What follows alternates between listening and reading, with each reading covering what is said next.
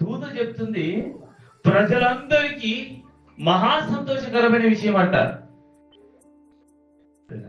అవును, ఈ ప్రపంచానికి ఆయన సంతోషం కలిగించాడు రక్షణ ద్వారా. పిల్లరా, మనందరికీ సంతోషకరమైనటువంటి జీవితాన్ని ఆయన మనకి ఇచ్చాడు కదా. ఆయన సువార్తను మనకు అందుబాటులో తీసుకొచ్చాడు కదా. ఆయన నమ్మి ఆయన రక్షణ పొందుకొని మనం ఆనందిస్తున్నాం కదా.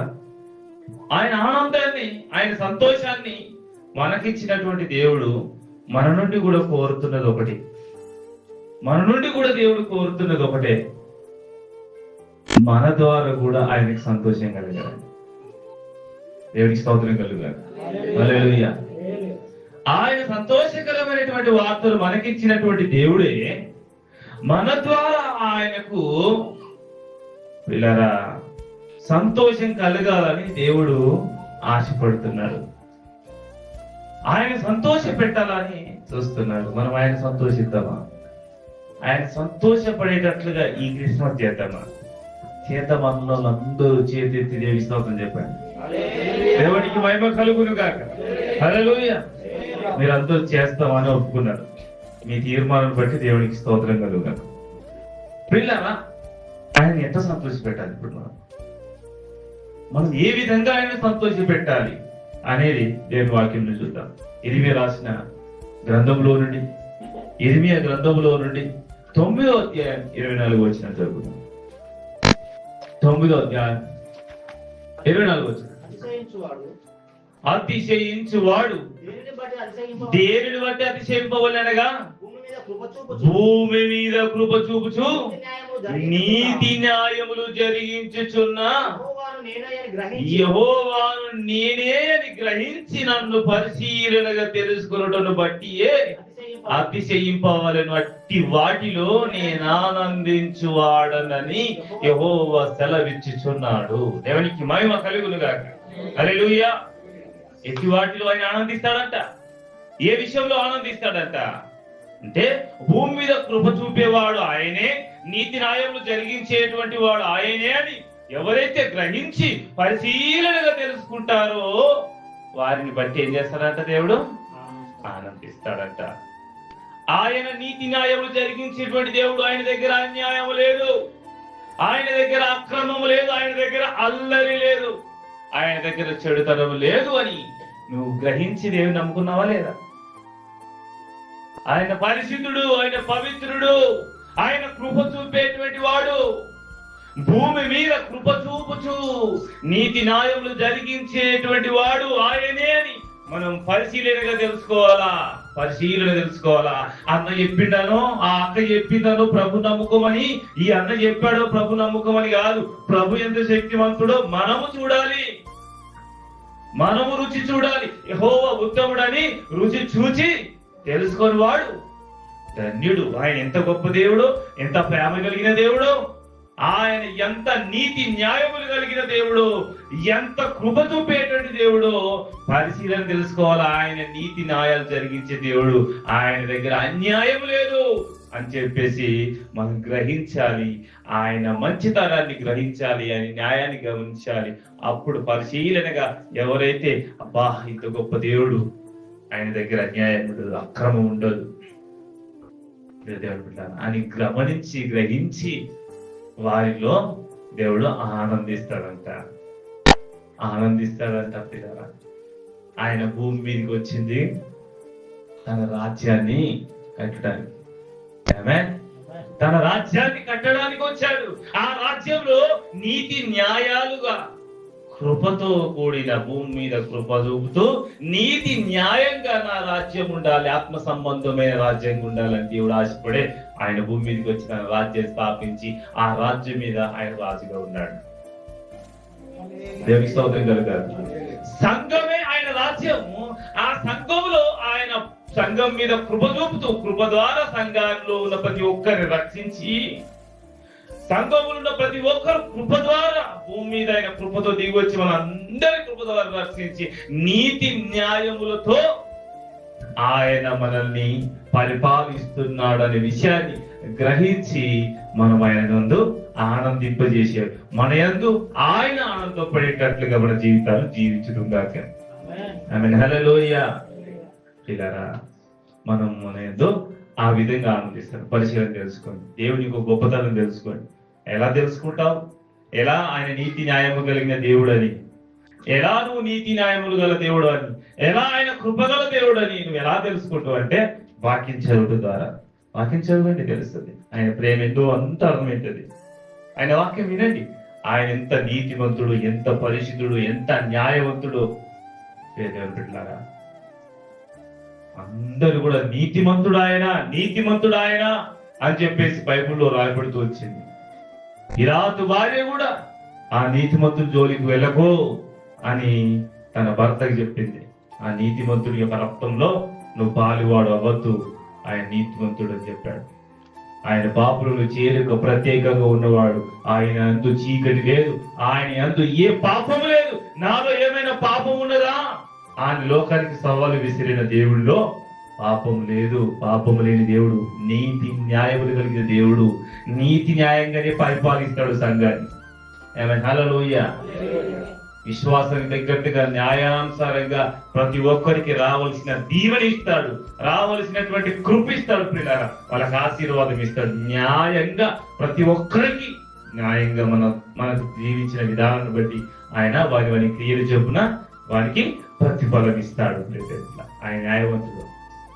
ఆయన ఒకరికి అన్యాయం చేస్తూ ఒకరికి న్యాయం చేసే దేవుడు కాదు. ఒకరి వేదల ఆ పక్షపాతం చూపే దేవుడు కాదు. ఆయన న్యాయం కలిగిన దేవుడు అని మనం గుర్తెరగాలి. ఆయన నమ్ముకున్న బిడ్డలను ఆయన గొప్పగా దీవిస్తాడు, ఆశీర్వదిస్తాడు. రెండోదిగా జ్ఞాపకం చేసుకుందాం. రెండోదిగా కీర్తన గ్రంథం 146వ కీర్తనలో 146వ కీర్తన 146వ కీర్తన 11వ వచనం, 147వ కీర్తన 11వ వచనం. తన యందు భయభక్తులు గల వారి యందును తన కృప కొరకు కనిపెట్టుకొని వారి యందును యెహోవా ఆనందించువాడే ఉన్నాడు. ఏనట? తన యందు భయభక్తులు గల వారి యందును తన కృప కొరకు, తన కృప కావాలి అనేటువంటి మాట. తన కృప కావాలి, కృప కొరకు దేవాకృప చూపించని మనమందరం కూడా ఆయన కృప కొరకు వేడుకోవాలి, ఆయన కృప కొరకు కనిపెట్టుకోవాలి. ఆయన ఎందుకు భయభక్తులు కలిగి ఉంటేనంట మన ఎందుకు సంతోషపడతాడంట మన దేవుడు. దేవుడికి స్తోత్రం చెప్తాను. హల్లెలూయా. ఈ క్రిస్మస్ సందర్భంగా దేవుని బిడ్డ, ఆయన నీతి న్యాయం కలిగిన దేవుడు భూమి మీద కృప చూపేటువంటి వాళ్ళని గ్రహిస్తూ ఆయన నమ్మి ఆయన స్తుతించు, ఆయన ఆరాధించు. ఇవన్నీ గ్రహించకపోతే, నువ్వు ఆయన కృప కొరకు కనిపెట్టకపోతే నువ్వు హృదయపూర్వకంగా నువ్వు దేవుని స్తుతించలేవు. ఆయన మనసు నీకు అర్థం కాదు. ఆయన స్తుతించు, ఆయన కనపరచు. అలాగే ఆయన ఎందుకు భయభక్తులు గలవారంట, ఆయన భయభక్తులు గలవారిని వారి అందును కృప కొరకు కనిపెట్టుకుని వారి ఎందుకు దేవుడు ఆనందపడతాడంట, సంతోషపడతాడంట. దయచేసి ప్రియ బిడ్డ, ఆయన ఎందుకు భయభక్తులు కలిగి ఉండు, ఆయన కృప కొరకు కనిపెట్టుకో, ఆయన సంతోషపెట్టు, ఆయన ఆనందపెట్టు, ఆయన భయపరచు. ఈ క్రిస్మస్ నుండి ఆయన ఎందుకు భయభక్తులతో కూడిన జీవితం, ఆయన ఎంతో భయభక్తి కలిగిన జీవితాన్ని జీవించి ఆయన ఆనందపెట్టు. భక్తులు అనేకులు ఉన్నారు. ఆయన ఎందుకు భయభక్తులు కలిగి ఆశీర్వదించబడి, దేవుని చేత ఆశీర్వదించబడి ఆయన యందు సంతోషించినటువంటి బిడ్డలు ఎందరో ఉన్నారు. ఆయన యందు సంతోషించడమే కాదు, ఆయనను సంతోష పెట్టిన బిడ్డలు ఎంతో మంది ఉన్నారు. ఆయన సంతోష పెట్టేటట్లుగా మన జీవితాలు ఉండాలి. ఆయన బాధ పెట్టే విధంగా మన జీవితాలు ఉండకూడదు. బిడ్డ, సాతాను అదే చేస్తాడు. వాడు దేవుని సంతోష పెట్టకుండా దేవుణ్ణి బాధ పెట్టేటట్లు మన జీవితాలను వాడు చందరమందరగా చేయడానికి ప్రయత్నం చేస్తాడు. ఎఫెసీయులకు రాసిన పత్రికలో మాట ఉంటుంది, ఆత్మను దుఃఖపరచకుడి. పరిశుద్ధ ఆత్మ అంటే దుఃఖపరచు. నీ వల్లే కదా అన్యజనులలో నా నామం దూషింపబడుతుంది. అంటే సాతాను, అపవాది సాతాను దేవునికి రావాల్సిన సంతోషాన్ని, ఆనందాన్ని చూడలేక, వాడు ఓర్వలేక మనుషులను చెడుతనంలో, మార్గంలో అపవాది వాని యొక్క ఆశలలో, వాని యొక్క మార్గంలోనికి తీసుకొని వెళ్ళి దేవునికి దూరం చేసి దుష్టత్వంతో, దుర్మార్గంతో బతికేటట్లు చేసి అందులోనే జీవితాన్ని ముగించేటట్లు చేస్తున్నాడు. కానీ మళ్ళా దేవుడు అంటున్నాడు, యెహెజ్కేలు గ్రంథం 18వ అధ్యాయం ఎహెజ్కేలు గ్రంథం 18వ అధ్యాయం, ఎహెజ్కేలు గ్రంథంలో 18వ అధ్యాయం 23వ వచనాన్ని చదువుకుందాం. దుష్టులు మరణం నొందుట చేత నాకేమాత్రమైన సంతోషం కలుగునా, తమ ప్రవర్తన దిద్దుకొని అప్పుడే నాకు సంతోషము. దేవుడికి మహిమ కలుగును గాక. హల్లెలూయా. దుష్టులంట మరణం నొందుట చేత నాకేమాత్రం సంతోషం కలుగునా, కలగదంట. మరి ఎప్పుడు సంతోషం కలుగుతుందట? మరి ఎప్పుడు సంతోషం అంట? ప్రవర్తన దిద్దుకొని బ్రతికితే సంతోషం అంట. దిద్దుకోకపోతే, దిద్దుకోవడం ఇష్టం ఉంటుందా మనకు? దిద్దుకోవడం ఇష్టం ఉండదు. మన ఎవరు అనద్దు. నన్ను ఎందుకంటారు సేవకు? వాక్యం చెప్తున్నా నన్ను అంటుందా అనేటువంటి లోపం వెళ్ళిపోయింది. బలహీనత మనలో కనబడ్డప్పుడు, గద్దించినప్పుడు మౌనంగా ఒప్పుకోవడమే దిద్దుకోవడం. మీ వ్యక్తిగత విషయాల్లో మాకెందుకు? మేమెందుకు గద్దిస్తాం? ఆత్మీయత విషయంలో సరిగా లేకపోతే నీ దేవుడైనా గద్దిస్తాడు, సేవకుడైనా గద్దిస్తాడు. కనుక తెలిసి కూడా గద్దిస్తాడని తెలిసి కూడా అదే క్రియలు చేస్తాట్లా. దేవుణ్ణి స్తుతించాలి, ఆరాధించాలి, లీనమైపోవాలి, దేవుని గణపరచాలా, ఆయనకు మన హృదయం ఇప్పి కనబడాలా. ఏ కల్మషం ఉన్నా కనబడాలా, ఏ చెడున్నా కనబడాలా, ఏ మంచి ఉన్నా ఆయన కనబడాలి. అదే రీతిగా మన జీవితాలు ఉండాలి. అపవాది అయిన సాతాను మనల్ని దేవునికి కాకుండా దుష్టత్వంతో, దుర్మార్గంతో జీవించేటట్టు తీసుకొని పోతున్నాడు. వాడు అనేకులు నష్టపోతున్నారు, నశించిపోతున్నారు. అన్ని జనులలాగే ఉంటున్నారు. దేవుని నమ్ముకున్న బిడ్డలు కూడా అదే దుష్టత్వంతో, మూర్ఖత్వంతో ఉండి దేవుని మహిమపరచలేని స్థితిలోకి వెళ్ళిపోతుంది సంఘం. ఆ దుష్టత్వంతో నువ్వు మరణిస్తే నా సంతోషమా? కాదు. నీ ప్రవర్తన దిద్దుకుంటే, నీ ఆలోచన సరి చేసుకుంటే, నీ జీవితాన్ని మార్చుకుంటే నాకు సంతోషం అంటున్నాడు. మన జీవితాలు మార్చుకుంటే ఏంటంట? దేవునికి ఏమంట? ఈ క్రిస్మస్ సందర్భంగా మన జీవితాలు దేవునికి మహిమకరంగా, ఆయన సంతోషం పెట్టే విధంగా మన జీవితాలు మారాలి. రాత్రి ఒక మాట జ్ఞాపకం చేశారు. సాతాను నిన్న విన్న వాక్యాన్ని ఈ రోజు లేకుండా తీసేస్తున్నాడంట. మరి నిన్న విన్న వాక్యాలు ఏమైనా గుర్తున్నాయా? నేను ఎక్కడెక్కడ విన్నాము, ఎక్కడెక్కడ ఉన్నాయి, లోనికి వెళ్ళి ఏమైనా పని చేసినాయా? నిజంగా ఒక మాట చెప్తాను, లోనికి వెళ్ళి పని చేస్తున్నాయి అంటే మనం ఆత్మ సంబంధం. లోనికి వెళ్ళక మన బతుకు అట్లే ఉందంటే యేసు రక్తం చెయ్యం. హల్లెలూయా. సాతాను అట్లా చేస్తుంది. దయచేసి మనం దుష్టత్వంతో, మూర్ఖత్వంతో చీకట్లో ఉండద్దు. ఆయనకు సంతోషం కాదు. అలా ఉండి మన జీవితాలు నష్టపెట్టుకుంటే, అలా ఉండి మన జీవితాలు మనం మరణం వైపు తీసుకుని వెళ్తే, మన హృదయం కఠినం చేసుకుంటే, మనం ఇంకా చీకట్లో ఉంటే ఆయన సంతోషం కలగదంట. 32వ వచనం కూడా అంటారు చూడండి, మరణం నొందువాడు మరణం నొందుటను బట్టి నీవు సంతోషించువాడను కాను. మరణం నొందుటను బట్టి నీవు సంతోషించువాడను కాను. కావున మీరు మనసు తిప్పుకొనడి, అప్పుడు మీరు బ్రతుకుదురు. మీరు బతికితే నాకు సంతోషం. దేవునికి స్తోత్రం కలుగుతారు. హల్లెలూయా.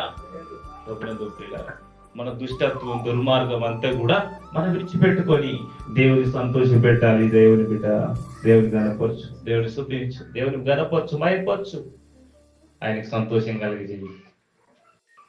ఈ సందర్భంలో వాక్యం ద్వారా, దేవా నా హృదయంలో, నా ఆలోచనలు ఎటువంటి దుష్టత్వం, దుర్మార్గం, అపవిత్రమైన ఆలోచనలు, అబద్ధాలు, చీకటి, శోధన ఏది లేకుండా సహాయం చేయి ప్రభా అని ఏం చేయాలి? మనం సాధించాలి, తొలగించుకోవాలి. ప్రవర్తన దిద్దుకుంటేనంట మనకి ఏంటంట? ప్రవర్తన దిద్దుకుంటే ఆయన సంతోషపడతాడంట. దేవుని బిడ్డ, ఎన్ని విషయాలు జ్ఞాపకం చేశాను నేను? 3 విషయాలు. మొదటి ఏంటి చెప్పాలా? అందరు చెప్పాలా? ఇప్పుడు నేను అడిగిన వాళ్ళు చెప్తారా? చెప్పండి, అందరు చెప్పండి. మొదటి ఏంటి? నీతి న్యాయములను జరిగించు దేవుడు ఆయనే అని గ్రహించాలి, పరిశీలించాలి. భూమి మీద కృప చూపుతూ నీతి న్యాయములు కలిగి ఆయన పరిశీలించి, ఆయన దేవుడు నీతి న్యాయములు కలిగే దేవుడు, సత్యం గల దేవుడు. ఆమేన్, హల్లెలూయా అని గ్రహించాలి.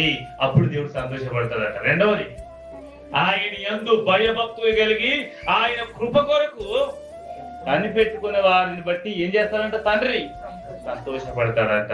మూడవది, అపవాది దుష్టత్వంలో నుండి దుర్మార్గంలోనికి తీసుకొని వెళ్ళి మరణం వైపు తీసుకెళ్తున్నప్పుడు దుష్టుడంట దుర్మార్గుడంట ఆ మరణం నందుటను బట్టి నాకు సంతోషం కలుగునా, తమ ప్రవర్తన దిద్దుకొనుట ఏందే సంతోషం అంటున్నాడు. నాలుగవది, లూకాసు వార్త 15వ అధ్యాయం జ్ఞాపకం చేసి నేను ముగిస్తాను. లూకాసు వార్త 15వ అధ్యాయం 10వ వచనం.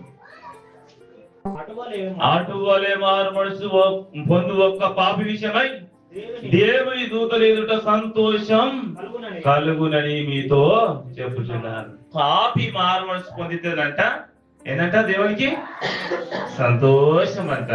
దేవుని బిడ్డ, మనము ఈ క్షణమైనా సరే దేవా నేను నా జీవితం సరైనది కాదు, నా బ్రతుకు సరైనది కాదు, నా ఆలోచన సరైనవి కావు, నా క్రియలు సరైనవి కావు అయ్యా, నా మాటలు సరైనవి కావు, నా జీవిత విధానములు సరైనది కాదయ్యా, నేను పాపినయ్యా, నేను పాపంలో పుట్టిన వాడను, పాపంలో పెరిగిన వాడను, పాపము సమాజం మధ్యలో నేను పెరిగినటువంటి వాడనయ్యా అని ఏం చేయాలి? మనం ప్రార్థన చేసుకోవాలా. ప్రార్థన చేసుకున్నప్పుడు మనం పాపి అని ఒప్పుకుంటే పరలోకంలో దూతలు ఎదుట ఏం చేస్తారంట తండ్రి సంతోషపడతారంట.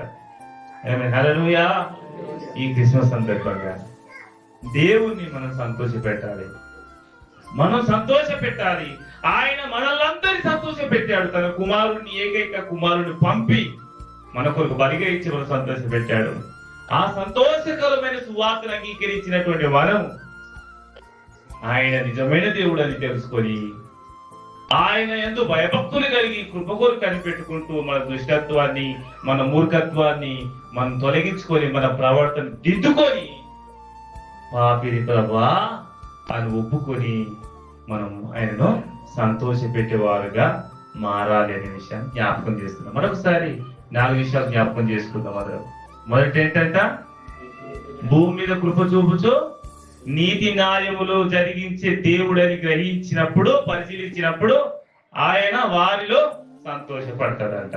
రెండవది చెప్పాలా, భయభక్తులు గల వారి అందును కృప కొరకు కనిపెట్టుకోరు వారి అందును ఆయన సంతోషపడతాడట. మూడవది దుర్మార్గాన్ని విడిచిపెట్టి ప్రవర్తనను దిద్దుకునేటువంటి వారి అందు సంతోషపడతాడట. నాలుగవది పాపిను ప్రభా ఒప్పుకుంటే కంట దూతలు ఎదుట సంతోషం కలుగుతారట. ఇక్కడున్న వారందరిలో ఎవరు నీతిమంతులేం కాదు, ఏదో ఒక విషయంలో తప్పిపోతున్న వారు, ఏదో ఒక విషయంలో బలహీనులు, ఏదో ఒక విషయంలో మనం తప్పిపోతూ మాటలో క్రియలో ఎక్కడో తప్పిపోతున్నాం. దేవుని దీవెనకు, దేవుని స్వస్థతకు, దేవుని యొక్క క్షేమానికి మనం నోచుకోకుండా అవుతున్న వారం అవుతున్నాం.